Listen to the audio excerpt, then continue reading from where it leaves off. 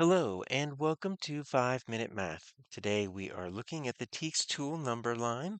We are looking at number pairs with a problem related to TEKS 5.4c, and we will solve it in 5 minutes or less. If you haven't done so already, please go ahead and take a moment to pause the video, work this problem out on your own, unpause it, and we will look at our answers together. So we've got a table here showing the relationship between a faucet dripping, how many ounces for how many minutes.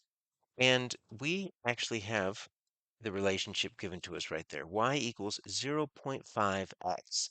Since you have a number next to a letter, that means we are going to multiply, and this is a multiplicative relationship, and we can represent this with a double number line. So I'm going to draw, we've got our Y total ounces, so I'll put that up on top, and then we're going to put our X minutes down below.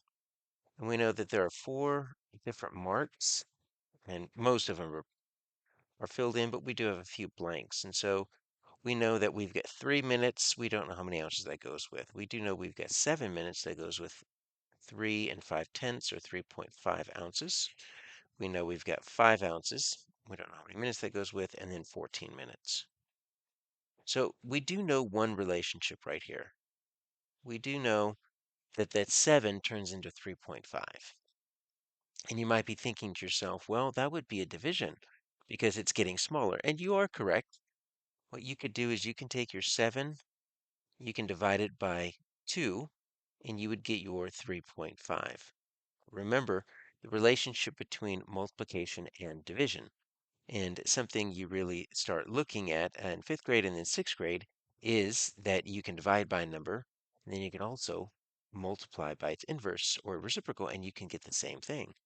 So when we multiply by 1/2, you see how I just took the division, flipped it to a multiplication, took the 2 and flipped it upside down to 1/2. You also get the 3.5. And this 0.5, remember, equals 5/10, which simplifies to 1/2. So we might say 0.5 or 5/10, we might just say 1/2. And so we're going to end up multiplying by 0.5 or 1/2. To get from 7 to 3.5. So we could do the same thing here. We can multiply 3 by 0.5. And so we can say 3. I'm just going to drop that 0 and just call it 3 times 0.5. And that's going to give me 15. I've got one digit behind the decimal. So it's going to be 1.5. 1 and 5/10. And that's going to be our first answer.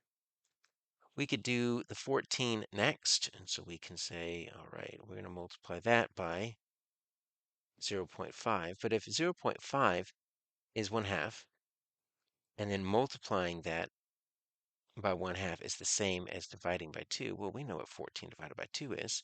But let's go ahead and work it out. That's going to be 5 times 4. It's 20.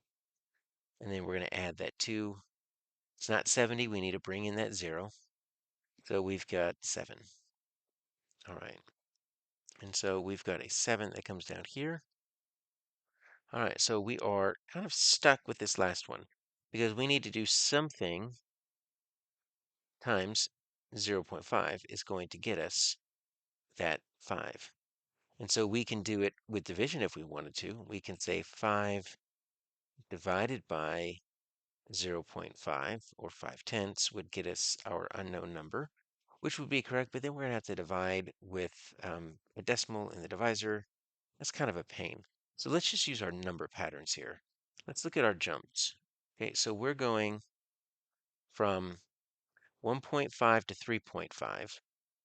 And what is that? That's a jump of 2. So when we jumped 2 on the y, we ended up jumping 4 on the x, which makes sense because that's our relationship right there. You see that relationship right there?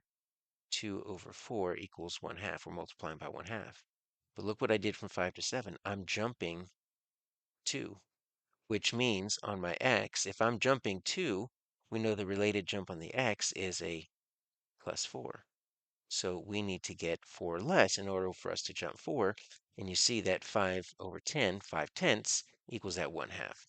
So my answer is 10.